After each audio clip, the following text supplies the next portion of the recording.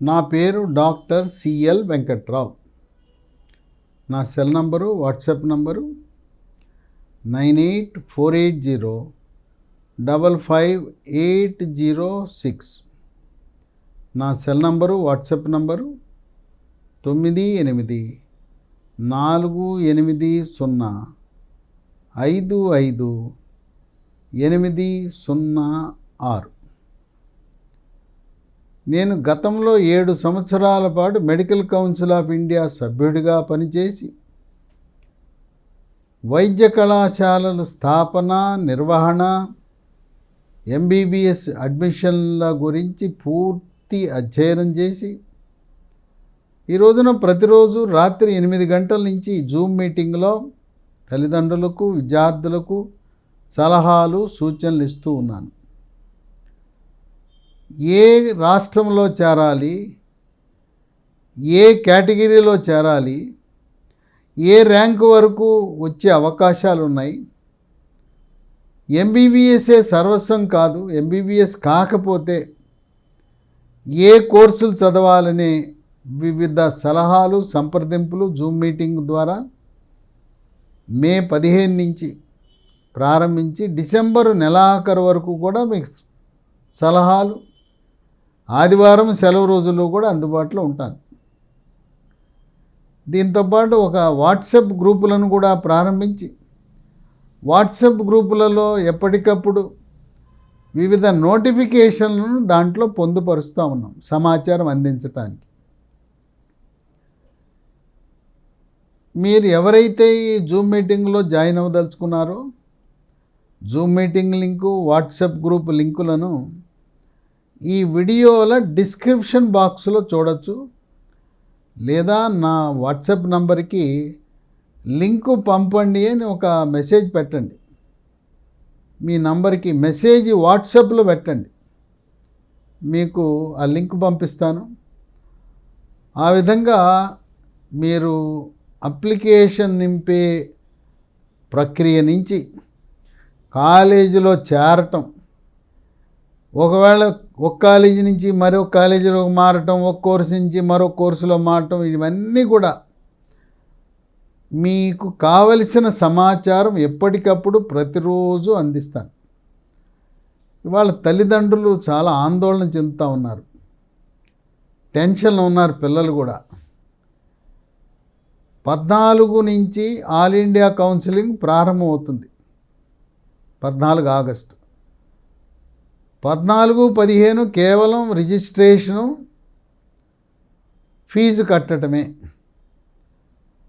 16 నుంచి కాలేజీల ఎంపిక అది ఉంటుంది. ఇప్పుడు ఆల్ ఇండియా కౌన్సిల్లో ఎంబీబీఎస్, బీడీఎస్, బీఎస్సీ నర్సింగ్ ఉంటుంది. ప్రస్తుతం ఉన్న పరిస్థితుల్లో బీడీఎస్కి ప్రైవేటు, గవర్నమెంట్ ఉద్యోగాలు లేవు కనుక బీడీఎస్లో చేరటం అంత శ్రేయస్కరం కాదు. ఆల్ ఇండియా కౌన్సిల్లో మీరు ఫీజుతో పాటు రిఫండబుల్ డిపాజిట్ కూడా కట్టాలి. దాన్ని మీ బ్యాంక్ అకౌంట్ నుంచి ట్రాన్స్ఫర్ చేయండి. క్రెడిట్ కార్డు వాడవద్దు. క్రెడిట్ కార్డు వాడితే మీకు డబ్బులు వెనక్కి రిఫండబుల్ డిపాజిట్ రాదు. ఇటువంటి పరిస్థితుల్లో లాంగ్ టర్మ్కి వెళ్ళాలా లేదా అని ఆలోచనలో ఉన్నారు కొంతమంది తల్లిదండ్రులు. లాంగ్ టర్మ్కి ఎట్టి పరిస్థితుల్లో కూడా వెళ్ళద్దు. వెళ్ళటం వల్ల ఏ ప్రయోజనం ఉండదు. బ్రోకర్లు, దళారులు రంగప్రవేశం చేసి మీరు లాంగ్ టర్మ్ చెయ్యండి, మేము సీట్ గ్యారంటీ ఇస్తాం, లేదా డబ్బులు వాపస్ ఇస్తామని చెప్పి బొకాయిస్తుంటారు, మాయమాటలు చెప్తారు. ఆడెవడైతే మిమ్మల్ని మాయమాటలు చేర్పించి ఒక కార్పొరేట్ కళాశాలలో వాడి స్వార్థం కోసం, కమిషన్ కోసం చేర్పించాడో వాడికి మీకు చిక్కడు దొరకడు, అడ్రస్ లేకుండా వెళ్ళిపోతాడు. అనేక మంది విద్యార్థులు long term 1, long term 2, long term 3, 3 సంవత్సరాల పాటు లాంగ్ టర్మ్ చదివిన వాళ్ళ తల్లిదండ్రులతోనూ విద్యార్థులతోనూ వాళ్ళ సమాచారం సేకరించిన తర్వాత లాంగ్ టర్మ్ వల్ల లాభపడిన వాడు ఎవ్వరూ లేరు. కనుక లాంగ్ టర్మ్కి వెళ్ళటం అవివేకంగా గుర్తించి ఉన్న కోర్సుల్లో మనకి ఎన్నో ఉన్నాయి. మీరు ఏమనుకుంటున్నారంటే ఎంబీబీఎస్ఏ సర్వస్వం అనుకుంటున్నారు. ఇప్పుడు సంవత్సరానికి 1,10,000 మంది డాక్టర్లు కాలేజీల నుంచి బయటకు వస్తున్నారు. రాబోయే కాలంలో సంవత్సరానికి 2 లక్షల మంది. 10 ఏళ్ల తర్వాత దూరదృష్టితో నేను మీకు చెప్తున్నాను. 24 పరిస్థితి గురించి చెప్పటంలా 2034 పరిస్థితి ఎలా ఉంటుంది, అప్పుడు మీకు ఎంబీబీఎస్ అంటే ఏమవుతారు అనేది మీకు అర్థమయ్యేలా చెప్తున్నాను. మీరు పీజీ చదవకపోతే ఎంబీబీఎస్ అగమ్య గోచరం, కంపల్సరీగా పీజీ చేయాల్సిందే. అయినా భారతదేశంలో ప్రతి సంవత్సరము 2 లక్షల మంది డాక్టర్లు, గుట్టలుగా లక్షలాది గుట్టలుగా ఎంబీబీఎస్ డాక్టర్లు ఉంటే వాళ్ళ అవసరం ఏంటి? రాబోయే కాలంలో జనాభా తగ్గుతారు కానీ పెరగరు. ఇప్పటికే జపాన్ దేశంలో జనాభా తగ్గుతున్నారు, స్విట్జర్లాండ్లో జనాభా తగ్గుతున్నారు, చైనాలో జనాభా తగ్గుతున్నారు, భారతదేశంలో కూడా దక్షిణాదిన జనాభా క్రమేణా తగ్గుతున్నారు. అటువంటి పరిస్థితులు. ఇంకోటి ఏంటంటే ఆరోగ్యంపై అవగాహన కలుగుతూ ఉంది, అంటువ్యాధులు ఉండవు. అలాగే ప్రతి ఒక్కరూ వ్యక్తిగత మరుగుదొడ్లు వాడటం ప్రారంభిస్తే 6,000 ప్రదేశాల్లో మలమూత్ర విసర్జన చేయకపోతే అంటువ్యాధులు ఉండవు. అంటువ్యాధులు ఉండకపోతే సగం మంది డాక్టర్లకి ప్రాక్టీసే ఉండదు. ఇవాళ ప్రధానంగా గ్రామీణ ప్రాంతాల్లో అంటువ్యాధులు, వీటి వల్లనే అతిసార వ్యాధి, గ్యాస్ట్రోఎంటరైటిస్, కలరా, కామెర్లు, టైఫాయిడ్, టీబీ, న్యూమోనియా లాంటి అంటువ్యాధుల వల్లనే ఈ రోజున డాక్టర్లు రాణిస్తున్నారు. భవిష్యత్తులో ఆరోగ్యంపై అవగాహన పెరిగి 100కి 100% అక్షరాస్యత వస్తే డాక్టర్లకి ఆశించిన ప్రాక్టీస్ ఉండదు.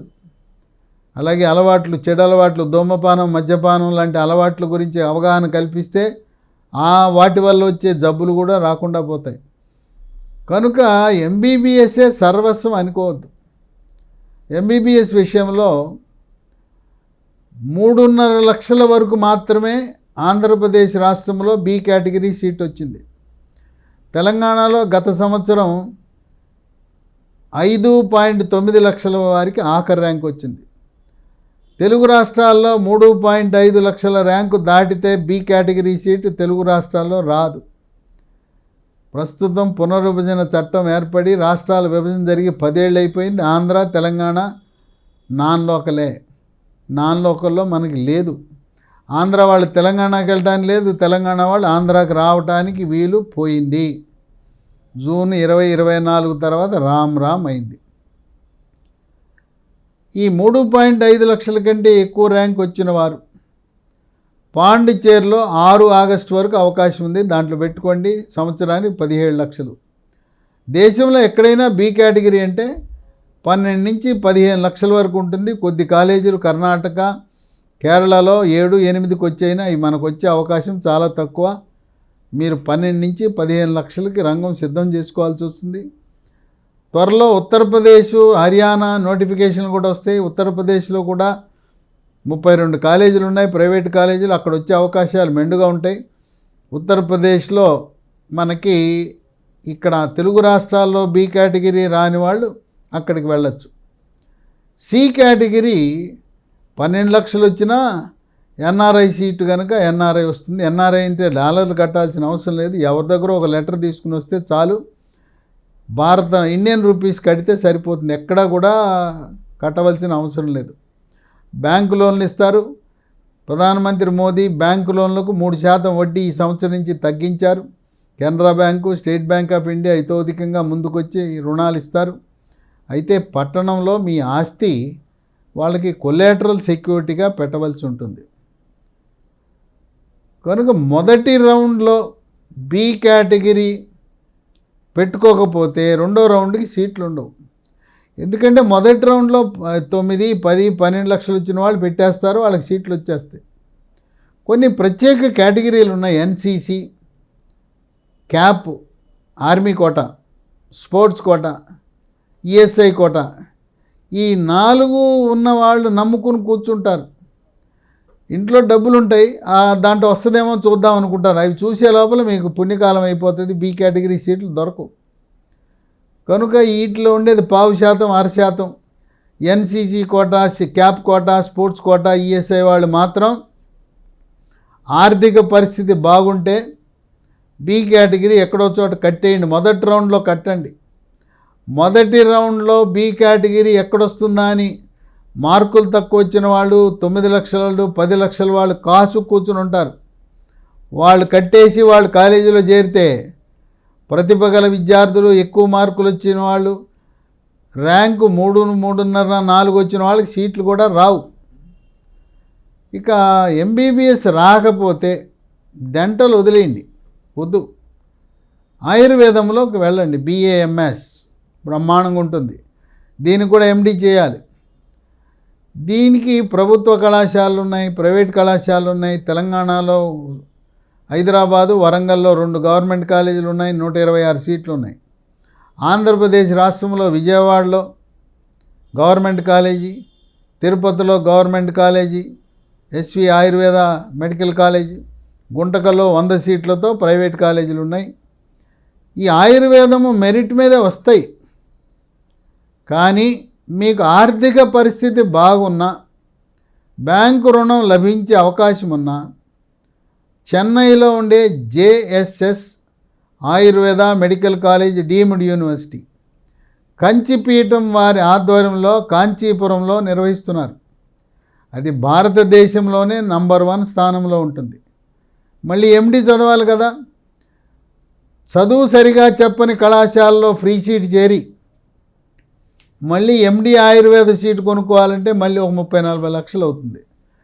అదే సంవత్సరానికి 4.5 లక్షలు అంటే 3.5 లక్షల ఫీజు, ₹1,00,000 హాస్టలు. అవి కట్టుకుని 5 ఏళ్ళు చదివేస్తే దాదాపు సీటు గ్యారంటీ, ఎండి సీట్ వచ్చేస్తుంది. కనుక ఎండి పెట్టుబడి పెట్టకుండా ఉచితంగా వస్తుంది. ఇంకా విద్యార్థులు అయితే తల్లిదండ్రుల ఆర్థిక పరిస్థితి మీకు వెసులుబాటు ఉంటే మన సొంత రాష్ట్రంలో ఉండే కాలేజీల కంటే కూడా చెన్నై చాలా మంచిది. అక్కడ ఆడపిల్లలు కానీ మగపిల్లలు కానీ హాస్టల్ అంటే జైల్లో ఉంటుంది, మిలిటరీలా ఉంటుంది. కంచిపీఠం వాళ్ళు మామూలు వాళ్ళు కాదు, క్రమశిక్షణకి మారుపేరు. మాంసాహారం ఉండదు, శాకాహారమే. అంత కఠోరమైన క్రమశిక్షణకి అలవాటు పడితేనే వెళ్ళండి. ఏమాత్రం కూడా వాళ్ళు చోటెవరు. ఆడపిల్లలు మగపిల్లలు అది మిలిటరీ కాలేజీలా ఉంటుంది తప్పనించి ఏ రకమైన వెసులుబాటు, వెకిలి చేష్టలు, గాలి చేష్టలకి అవకాశం ఉండదు. ఒకవేళ ఆయుర్వేదం సీట్ రాలా, దానప్పుడు హోమియోపతి వస్తుంది. ఆంధ్రప్రదేశ్, తెలంగాణలో హోమియోపతి కాలేజీలు ఉన్నాయి, అక్కడ వస్తుంది. ఆయుర్వేదం రాకపోతే హోమియోపతి చేరండి. ఆయుష్ కోర్సులకి ఆల్ ఇండియా నోటిఫికేషను ఆగస్ట్ నెలాఖరులో వచ్చే అవకాశం ఉంది. అట్లాగే రాష్ట్రాల్లో కూడా ఆల్ ఇండియా నోటిఫికేషన్ సమాంతరంగా రాష్ట్ర ప్రభుత్వాలు, మనం తెలుగు రాష్ట్రాల్లో ఆంధ్రప్రదేశ్లో doctor NTR university of health science వారు నోటిఫికేషన్ ఇస్తారు. తెలంగాణలో Kaloji Narayana Rao university of health science వాళ్ళు నోటిఫికేషన్ ఇస్తారు. తమిళనాడులో doctor MGR university of health sciences, కర్ణాటకలో Rajiv Gandhi university of health science ఆధ్వర్యంలో ఈ యొక్క ఎంపికలు జరుగుతూ ఉంటాయి. కర్ణాటకలో ఒక బోర్డు పెట్టారు, కేఈ అనే ఒక బోర్డు పెట్టారు. ఆ బోర్డు ద్వారా కూడా కొన్ని కోర్సుల్లో అడ్మిషన్లు జరుగుతాయి. ఈ నోటిఫికేషన్లు ఎప్పటికప్పుడు మేము వాట్సాప్ గ్రూపులో పెడుతుంటాం. జూమ్ మీటింగ్ వచ్చినప్పుడు ఈ నోటిఫికేషన్ గురించి చెప్తాం. హోమియోపతి రాలా, నెక్స్ట్ ఏం చేయాలి? అటువంటి వారు న్యాచురోపతి డాక్టర్ కోర్సు 4.5 సంవత్సరాలు ఎంబీబీఎస్లో అయ్యే సబ్జెక్టులు, మళ్ళీ సంవత్సరం పాటు ఇంటర్న్షిప్. ఆయుర్వేదమైనా, హోమియోపతి అయినా, న్యాచురోపతి అయినా ఎంబీబీఎస్ డాక్టర్లతో సమానంగా గవర్నమెంటు, ప్రైవేట్ ఉద్యోగాలు, సమాన గౌరవం, సమాన జీతం. ఈ న్యాచురోపతి హైదరాబాద్లో బేగంపేటలో government naturopathy and yoga college ఉంది. ఆంధ్రప్రదేశ్లో గుంటకల్లో ప్రైవేటు ఆయుర్వేద న్యాచురోపతి కాలేజ్ 100 సీట్లతో ఉంది. బాపట్లలో న్యాచురోపతి కాలేజ్ 100 సీట్లతో ఉంది. న్యాచురోపతి కోర్సు తెలంగాణ రాష్ట్రంలో నీట్తో లింక్ పెట్టారు. ఆంధ్రాలో ఎంసెట్లో కానీ ఇంటర్మీడియట్ మార్కులతో మీకు సీట్ వస్తుంది. కనుక ఆ క్రమం, ఆయుర్వేదం రాకపోతే హోమియోపతి, హోమియోపతి రాకపోతే న్యాచురోపతిలో చేరటం ఉత్తమం. ఇవేవీ రాలా. ఆడపిల్లలైతే బీఎస్సీ నర్సింగ్ చేరేసేయండి, బ్రహ్మాండమైన భవిష్యత్తు. రాబోయే 30 ఏళ్లకు ఉద్యోగ అవకాశాలు ఉంటాయి. ఇక కొత్తగా తెలుగు రాష్ట్రాల్లో ఆంధ్రప్రదేశ్లో డాక్టర్ ఎన్టీఆర్ యూనివర్సిటీ ఆధ్వర్యంలో ఎంసెట్ కానీ ఇంటర్మీడియట్ మార్కుల ఆధారంగా ఇప్పటికే నోటిఫికేషన్ విడుదలైపోయింది. స్విమ్స్ తిరుపతిలో ఎంసెట్ ఆధారంగా. తెలంగాణ రాష్ట్రంలో కాళోజీ నారాయణరావు యూనివర్సిటీ ఆధ్వర్యంలో, అలాగే నిమ్స్ పంజాగుట్ట డీమ్డ్ యూనివర్సిటీ ఆధ్వర్యంలో ఎంసెట్ ఆధారంగా ఈ కోర్సులు అడ్మిషన్ జరుగుతాయి. ఇవి 4 ఏళ్ల కోర్సు, 3 ఏళ్ళేమో డిగ్రీ కోర్సు, 1 సంవత్సరం తప్పనిసరిగా ప్రాక్టికల్ ట్రైనింగ్, ఇంటర్న్షిప్. ఈ 4 ఏళ్ల కోర్సు చదివితే తప్పనిసరిగా ఉద్యోగం వస్తుంది. 100కి 100 రూపాయలు జాబ్ ఓరియంటెడ్ కోర్సెస్. పారామెడికల్ కోర్సులు, సర్టిఫికేట్ కోర్సులు చేరొద్దు, డిప్లొమా కోర్సులు చేరొద్దు, 2 ఏళ్ల కోర్సు చేరొద్దు. అవి చేరితే మీకు ఉద్యోగం రాదు. ఈ పారామెడికల్ కోర్సులే అలైడ్ హెల్త్ సైన్స్ అని అంటారు. ఇవి మన భారతదేశంలో గవర్నమెంట్, కేంద్ర రాష్ట్ర ప్రభుత్వాలే కాక, కార్పొరేట్ హాస్పిటల్లే కాక, గల్ఫ్, పాశ్చాత్య దేశాలు, అమెరికాలో కూడా అవకాశాలు ఉంటాయి. బీఎస్సీ అయినాక ఎంఎస్సీ చదవచ్చు. ఆ రకంగా పెద్ద చదువు కూడా చదువుకోవచ్చు. ఈ అలైడ్ హెల్త్ సైన్స్లో కొన్ని చదవకూడని ఉన్నాయి, ఉద్యోగం రాని కూడా ఉన్నాయి. దాంట్లో కన్ను, దాన్ని చదివితే ఆప్టోమెట్రీ అంటారు, అది చదివితే రావు. చెవు, ఆడియాలజీ స్పీచ్ థెరపీ, అది రాదు. ఆడియోమెట్రీ కోర్సు రాదు ఉద్యోగం. అట్లాగే మెడికల్ రికార్డ్స్ కోర్సు, అవి ఉద్యోగాలు చాలా తక్కువ, అక్కడ కూడా రాదు. ఫిజియోథెరపీ కోర్సు వద్దు. ఈ వదిలిపెట్టేసి ఇంకా ఏ కోర్సులు వచ్చినా చేరిపోండి. ఇవన్నీ సీట్లు 4, 6, 8, 10 ఉంటాయి కనుక మీరు కోరుకున్నది రాదు. నేను చెప్పినవి వదిలేసి కన్ను, చెవి, మెడికల్ రికార్డ్స్, ఫిజియోథెరపీ వదిలేసి మిగతా ఏ కోర్సులో చేరినా బంగారు భవిష్యత్తు. ఇక ఈ విధంగా మనం ఎంపిక చేసుకునే విషయంలో జాగ్రత్త వహించాలి. సరే, ఏదో మీరు తెలుసో తెలకో ఏదో కోర్సులో గ్రాడ్యుయేషన్ చేసేసారు, బీఏ, బీఎస్సీ, బీకామ్, ఇంకో కొన్ని కోర్సులు, పనికిరాని కోర్సులు ఉన్నాయి, ఉద్యోగాలు రాని కోర్సులో చేరారు. ఇప్పుడు దానికి పరిష్కారము మంచి ఉద్యోగ అవకాశాలు. ఏ రకమైన గ్రాడ్యుయేషన్ చేసినా, BA, BCom, BSc, veterinary, agriculture, pharmacy, physiotherapy, ఏది చేసినా భవిష్యత్తు కోసం ఒక మంచి కోర్సు, 2.5 సంవత్సరాల కోర్సు.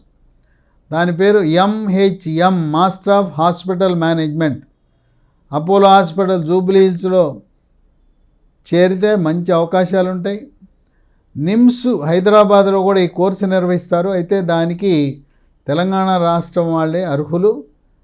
ఈ అపోలో హాస్పిటల్లో మేనేజ్మెంట్ సీట్లలో మనం అందరూ ఆంధ్ర వాళ్ళు కూడా చేరే అవకాశం ఉంది. కనుక విద్య మీద పెట్టుబడి పెట్టడం మంచిది. బ్యాంకు లోన్ తీసుకోండి, మీకు సొంత నిధులు లేకపోయినా. మొదటి సంవత్సరంలో మీరు చేరటానికి ఇచ్చే సమయం 4 రోజులే. కనుక మీకు అడ్మిషన్ లెటర్ వచ్చిన తర్వాత బ్యాంకుకి వెళ్ళి లోన్ అప్లై చేసుకుంటామంటే రాదు. మొదటి సంవత్సరం మీరు ఏర్పాట్లు చేసుకోండి. బ్యాంకు లోన్ రావడానికి 2-3 నెలలు టైం పడుతుంది. 2వ సంవత్సరం నుంచి బ్యాంకు వాళ్ళే కాలేజీకి జమ చేస్తారు. కనుక మీకు సీటు వచ్చిన తర్వాత బ్యాంకుల చుట్టూ తిరగటానికి, మీకు రావటానికి సమయం ఉండదు. ఫీజులు అన్నీ జూన్ నెలలో కట్టేయాలి, ఇన్స్టాల్మెంట్లు ఉండవు. బి కేటగిరీ అంటే 15 లక్షలు సిద్ధం చేసుకోండి, వెళ్ళి కట్టేయాలి. కడితే సీటు ఉంటుంది, లేకపోతే సీటు రద్దు. ఇక కొన్ని చేరకూడని కోర్సులు ఉన్నాయి కూడా తెలుసుకోండి. ఇట్లో చేరద్దు, ఉద్యోగాలు రావు.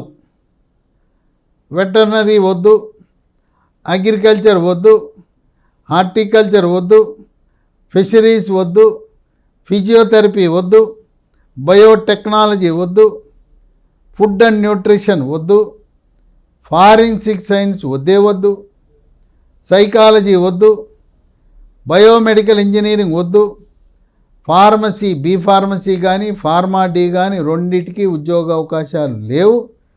ఫార్మసీ గురించి ఆలోచనే చేయొద్దు. తర్వాత 12th చదివిన వాళ్ళు 12వ తరగతి సిబిఎస్ఈ చదివిన వాళ్ళకి మీరు బైపీసీ వద్దు, ఎంపీసీ స్ట్రీమ్లో ఆర్టిఫిషియల్ ఇంటెలిజెన్సు, మెషిన్ లెర్నింగు లేదా డేటా సైన్స్లో చేరిపోండి. 3.5 సంవత్సరాలకు ఉద్యోగం మీకు గ్యారంటీ. ఎంబైపీసీ చదివిన వాళ్ళు కూడా బైపీసీ స్ట్రీమ్కి రావద్దు. మీరు ఏఐ, ఎంఎల్, డేటా సైన్స్ చదవండి.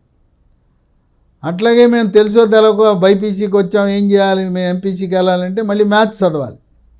మ్యాథ్స్ పాస్ అయితే మీరు ఎంపీసీ స్ట్రీమ్ అయిన ఏఐ, ఎంఎల్, డేటా సైన్స్కి వెళ్ళి ఉద్యోగం పొందే అవకాశం ఉంది. ఈ సందర్భంగా నేను చెప్పేది, మీకు హెచ్చరికలు జారీ చేసేది ఏంటంటే, తెలిసి తెలవని వాళ్ళు వీడియోలు చేసేస్తున్నారు. స్టేట్ ర్యాంకులని వీడియోలు చేస్తారు. స్టేట్ ర్యాంక్ మీద ఏమో ప్రయోజనం ఉండదు. మనకు సీట్ వచ్చేది ఆల్ ఇండియా ర్యాంకు ప్రాతిపదికనే. స్టేట్ ర్యాంకులను చూసి మోసపోవద్దు. వీళ్ళేదో స్టేట్ ర్యాంకులు అని చెప్పేసి వీడియోలు తయారు చేస్తుంటారు. దళారులు రంగప్రవేశం చేస్తున్నారు. ఇప్పటికే మీకు ఫోన్లు చేశారు, ఇంటికి వస్తున్నారు, చక్కగా మాయమాటలు చెప్తున్నారు. మాకు మేనేజ్మెంట్ తెలుసు, మేమే వాళ్ళకి బ్రోకర్లము, ఏజెంట్లము, బ్యాక్డోర్ ఎంట్రీ మేము మీకు సీట్లు ఇప్పిస్తాం, తక్కువ రేటుకే ఇప్పిస్తామని చెప్పి తీయటి మాటలు చెప్పి మీ దగ్గర డబ్బులు గుంజేస్తారు. ఎక్కడా కూడా డబ్బులు జారద్దు. అవగాహన లేకుండా వీడియోలు చేస్తున్నారు. ఆ వీడియోలను చూసి మోసపోవద్దు. మీరు ఏదైనా ఉంటే నాతో నిర్భయంగా జూమ్ మీటింగ్లో అడగచ్చు. ఏ విషయమైనా నా దృష్టికి తీసుకురండి, సవివరంగా మీకు వివరణ ఇస్తాను. కనుక సర్వం ఎంబీబీఎస్ అనుకోవద్దు. రాబోయే కాలంలో ఆయుర్వేదము ఎంబీబీఎస్ను దాటి సంపాదనలో కానీ, ప్రతిష్టలో కానీ, గౌరవంలో కానీ భారతదేశంలో కెమికల్స్, రసాయనాలతో తయారు చేసేవి అల్లోపతి, ఇంగ్లీష్ వైద్యం. హాని లేని, సైడ్ ఎఫెక్ట్స్ లేని, ప్రకృతి నుంచి, మొక్కల నుంచి, కాండం నుంచి, బెరడు నుంచి, వేర్ల నుంచి, పువ్వుల నుంచి, మొగ్గల నుంచి తయారు చేసేది ఆయుర్వేద మందులు. కనుక ఆయుర్వేదం 10 సంవత్సరాల తర్వాత నంబర్ 1 స్థానంలో ఉంటుంది. అప్పుడు నీట్ పరీక్ష రాసిన వాళ్ళు మొదటి ఆప్షన్ కింద ఇండియాలో టాప్ ర్యాంకర్ ఆయుర్వేదం పెట్టుకుంటాడు, ఎంబీబీఎస్ పెట్టరు. అలాంటి పరిస్థితి కూడా వచ్చే అవకాశం ఉంది. కనుక మనం దూరదృష్టితో ఆలోచించండి. ఇవాళ నుంచి 10 సంవత్సరాల తర్వాత మీరు ఎండి డిగ్రీతో బయటకు వచ్చేది 10 ఏళ్ల తర్వాత. ఇవాళ ఏదో ఎంబీబీఎస్ అంటున్నారని కృత్రిమ ఆకర్షణలు పోయి ఇంటి పక్కవాడు, ఇంటి ముందున్నవాడు, ఎవడో తెలవనివాడు, అపరిచితుడు వీడియోల ద్వారా మోసపోవద్దని తల్లిదండ్రులకు హెచ్చరికలు జారీ చేస్తున్నాను.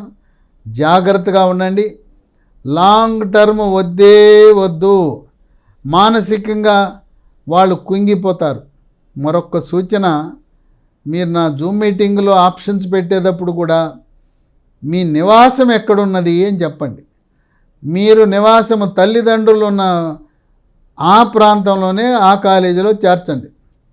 40% పిల్లలు తెగిన గాలిపటంలా దారి తప్పి ఫెయిల్ అయ్యి అమ్మా నాన్న గుండెలు బాదుకోవాల్సిన పరిస్థితి ఉన్నది. కనుక 17 నుంచి 21 వరకు సున్నిత మనస్కులు దారి తప్పే అవకాశం ఉంటుంది. 21 తర్వాత పీజీకి మీ ఇష్టం, ఎక్కడికైనా పంపండి. ఇంట్లో పెట్టి చదివించండి, లేదా అమ్మమ్మ నాయనమ్మలు ఉన్న చోట పెట్టండి, లేదా మా అమ్మాయి మా అబ్బాయికి మీరు చెప్పండి, మీరు చెప్పిన కాలేజీలో సీట్ వస్తే మేము వెళ్ళిపోతాం. తండ్రి తల్లిని ఆ ఊరికి పంపటం, అక్కడ కాపురం పెట్టడం. ఉదాహరణకు ఎక్కడి నుంచో ఎయిమ్స్ మంగళగిరికి వచ్చారు. ఎయిమ్స్ మంగళగిరిలో హాస్టల్ కంటే కూడా మంగళగిరిలో ఒక ఇల్లు తీసుకుని కాలేజీకి సమీపంలో నడిచి వెళ్ళే వసతి పెట్టుకోండి. కనుక నా అనుభవం దృష్ట్యా అనేకమైన చేదు అనుభవాలు చూసిన తర్వాత తల్లిదండ్రులు మీరు మాత్రం మీ పిల్లలను హాస్టల్లో పెట్టడానికి ఏమాత్రం అంగీకరించొద్దు. అయితే కొన్ని దీనికి మినహాయింపులు ఉన్నాయి. తిరుపతి స్విమ్స్ ఆ ప్రాంగణంలోనే పద్మావతి ఉమెన్స్ మెడికల్ కాలేజ్, అక్కడ అది ఉమెన్స్ మెడికల్ కాలేజీ, అది మిలిటరీ కాలేజీ లాగా నడుపుతారు. చాలా సురక్షితమైన క్యాంపస్. తల్లిదండ్రులు లేకపోయినా ఆ క్యాంపస్లో చేర్పించవచ్చు.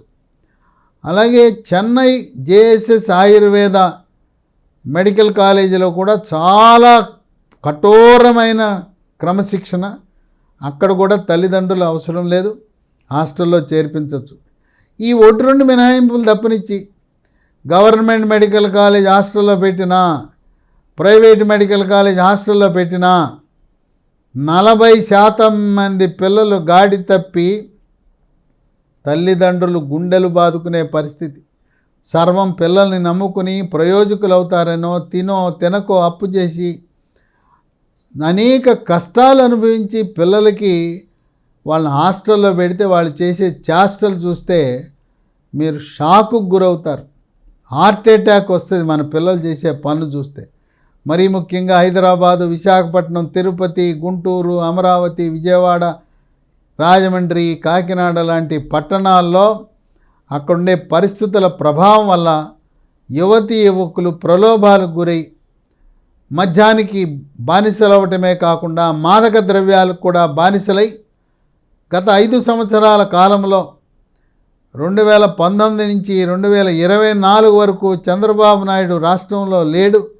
మాదక ద్రవ్యాలు ఎక్కడ చూసినా, ఏ ఊర్లో చూసినా విచ్చలవిడిగా అందుబాటులోకి రావటం వల్ల పిల్లలు తప్పుదారి పడతారు. కనుక మీరు ఇంట్లో పెట్టి, ఎందుకంటే ఎంబీబీఎస్ కానీ ఈ అండర్ గ్రాడ్యుయేట్ కోర్సు ఎక్కడ చదివినా ఇంటర్మీడియట్లో బాటనీ, జువాలజీ, ఫిజిక్స్, కెమిస్ట్రీ ఎలా బట్టి పడతారో ఈ మెడిసిన్లో ఉండే సబ్జెక్టులు బట్టి పడితే పీజీ నీట్లో పరీక్ష వస్తే అసలు డాక్టర్ అంటే అది.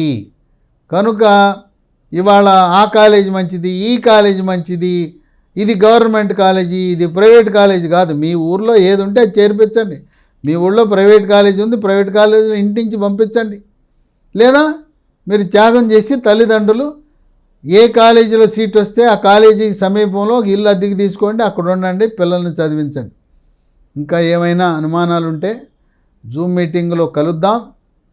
మీ యొక్క పిల్లల్ని నా సొంత పిల్లలుగా, నా మనవళ్ళు మనవరాళ్ళుగా భావించి నేను నా కొడుకుని, కూతుర్ని, నా మనవణ్ణి, నా మనవరాల్ని ఏ విధంగా నిర్ణయం తీసుకుంటానో మీ తరపున మీకు అనుభవం లేదు కనుక నాకున్న 5 దశాబ్దాల వైద్య చరిత్రలోని అనుభవాన్ని రంగరించి మీ పిల్లలు ప్రయోజకులు కావాలని, కోటి విద్యలు కూటి కొరకే, చదువైపోగానే ఉద్యోగం రాకపోతే ఆడపిల్లల్ని వివాహం చేసుకునేటప్పుడు మళ్ళీ వాళ్ళు రకరకాలుగా కట్నమని, వరకట్నమని, లేదు పిల్లలు చదువుకుని ప్రయోజకులైతే ఉద్యోగం వస్తే, అలాగే వివాహ సమయంలో ఆడపిల్లలకి మంచి సంబంధాలు వస్తాయి. ఇంట్లో పెట్టి చదివించారంటే మీ అమ్మాయిని అందంగా ఉంటే మీ అమ్మాయే కావాలి, మా కట్నం వద్దు అని చెప్పి క్యూలో నిలబడతారు. హాస్టల్లో ఉన్నదంటే వెనుకంజ వేస్తారు అవతల వాళ్ళు. ఇది కూడా ఎందుకంటే చదువే కాదు, చదివిన తర్వాత ముఖ్యంగా ఆడపిల్లల విషయంలో తల్లిదండ్రుల బాధ్యత వివాహం చేయటం. అందువల్ల వాళ్ళని ఒక ఇంటి వాళ్ళు చేయాలి కనుక ఇంట్లో పెట్టి చదివించుకోండి. తదుపరి ఉద్యోగ అవకాశాలుండే కోర్సుల్లో మాత్రమే ఆడపిల్లల్ని చేర్పించండి. లేదా ఏదో కోర్సు చదివేస్తే ఉద్యోగం రాకపోతే భర్త కూడా చాలా చిన్న చూపు చూసే అవకాశం ఉంది, మంచి సంబంధాలు కూడా రావు. ఈ విధంగా సామాజిక కోణంలో కూడా ఆలోచించి పనికొచ్చే కోర్సుల్లోనే చేర్పించవలసిందిగా తల్లిదండ్రులకు విజ్ఞప్తి చేస్తున్నా. పిల్లలకు రుచించదు, వాళ్ళు ఇంట్లో ఉండి చదువుకోవాలని బోరు కొడుతుంది వాళ్ళకి. వాళ్ళు వేరే ఊరికి వెళ్ళిపోవాలంటారు, ఏదో చెప్తుంటారు కుంటి సాకులు. వాళ్ళు చెప్పే కుంటి సాకులు వినద్దు. మీరు మీ ఇంట్లోనే పెట్టి చదివించండి. ఒకవేళ బయటికి వెళ్ళాల్సి వస్తే తల్లో తండ్రో త్యాగం చేసి పిల్లల్ని చదివించుకునే ప్రక్రియకు మీరు సిద్ధం కావాల్సిందిగా మీ అందరికీ కూడా విజ్ఞప్తి చేస్తున్నాను.